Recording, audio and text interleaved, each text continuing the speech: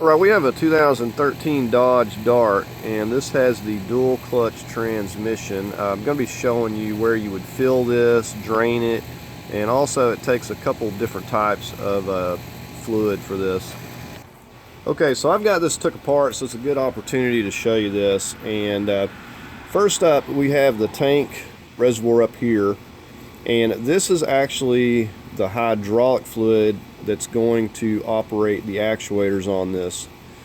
So you could look at this like it's, basically like a manual transmission, but it has a fancy clutch kit, and this hydraulic fluid operates the actuators on there. So you see where it's at here. Now this, if it was low, you'd need to fill it, but you would want to, figure out where the fluid was going and fix that leak also. But this is where you would fill this.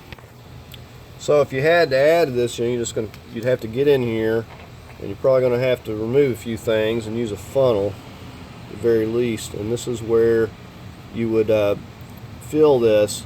And you can see you also got this warning label on here, and it's going to tell you that this is hydraulic fluid, and it tells you the C635.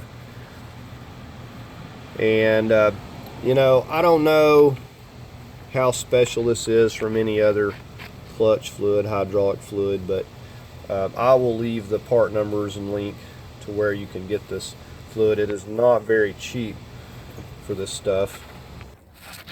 Okay, the next thing up, you got to come through the fender well here, and you're going to look over here, and you'll see this plug right here.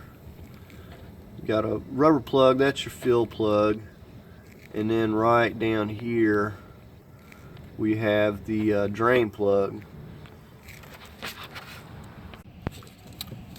Alright, so we're going to pull this plug off here.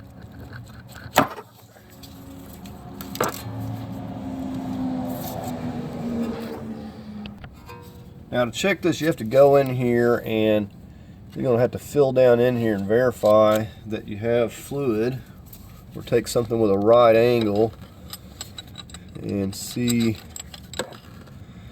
where it comes to there, so we know we got fluid.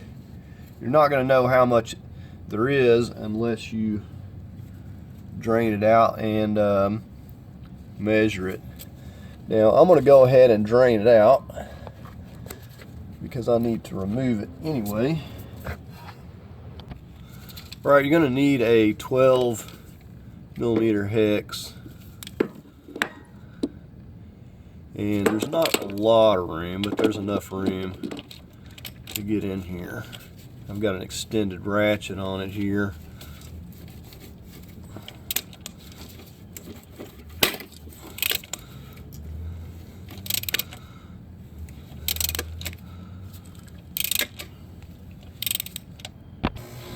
And I've got my pin at the ready down here.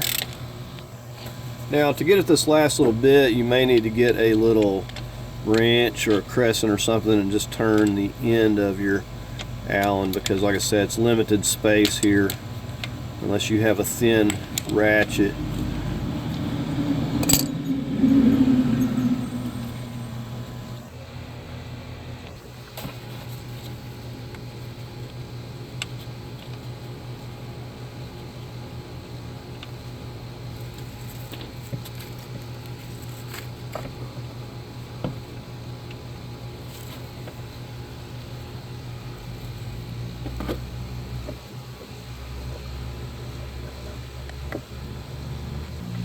You're not going to have a lot of fluid. It only holds 1.75 quarts or 56 milliliters. Now you'll want to clean this off before you put it back. Notice it's got a little magnet, and it's got a little bit of particles on it there. Alright, so I've just got a little Teflon tape on this.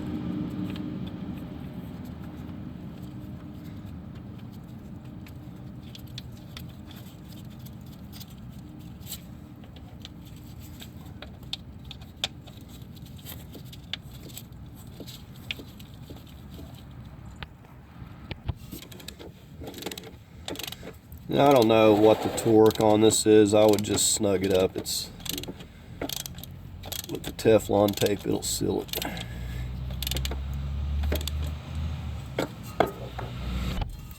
And I just snugged it up with both hands.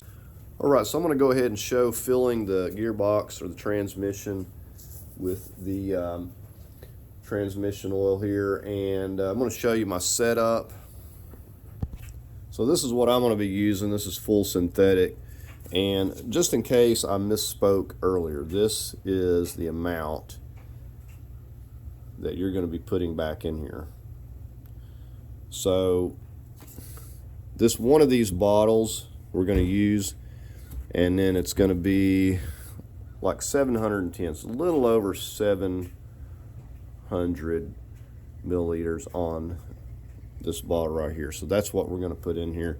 Now you could do this in a couple different ways. We could use the pump. That works fine. It is a pretty good ways back under there. And what I am actually going to use is this funnel. Let me back it up here, show you. This is, I've actually got like 3 foot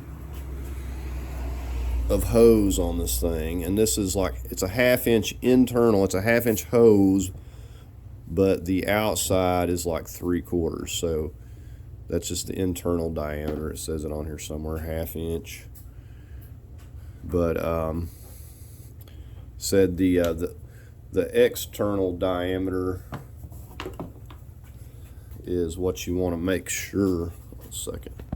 So measure your plug, take it with you, whatever. Make sure the hose, when you get one, is smaller, a little bit smaller than this, so you can fit it in there to fill this. So that's what I'm going to be using, and we're going to get it set up over here. So we're going to feed this down in here. I've got a few marks on here just so I know that I'm inserting this far enough so it doesn't pop back out on me. So I'm going to bring it right down like over that brake line. Kind of set it right up here. Alright, so you can see where we're going there.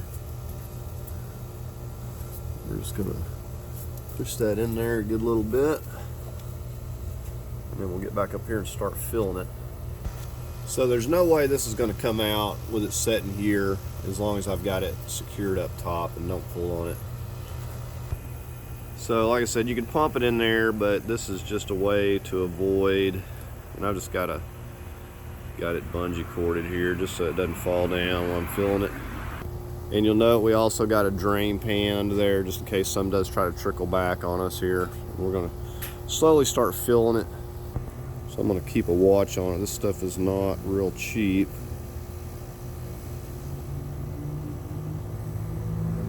This is definitely quicker than the pump method. And if you can see there, it's not dripping a drop at all. So and I've poured it in pretty fast.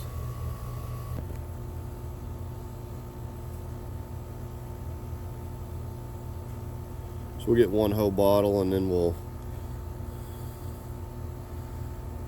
start working on the other here. 700 milliliters out of that one. So got one bottle in.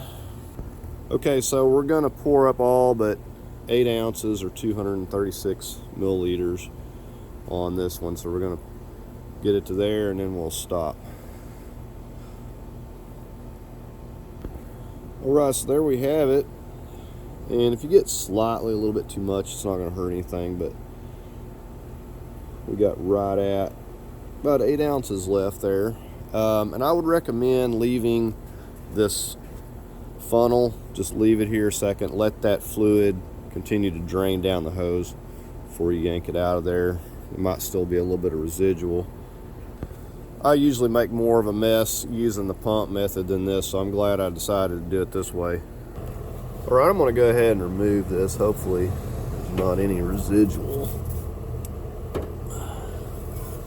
We'll just drop it down here. Take and put you a little of this dielectric grease on this plug. This thing is no joke as far as popping back in and out. Let's see if we can get this. All right.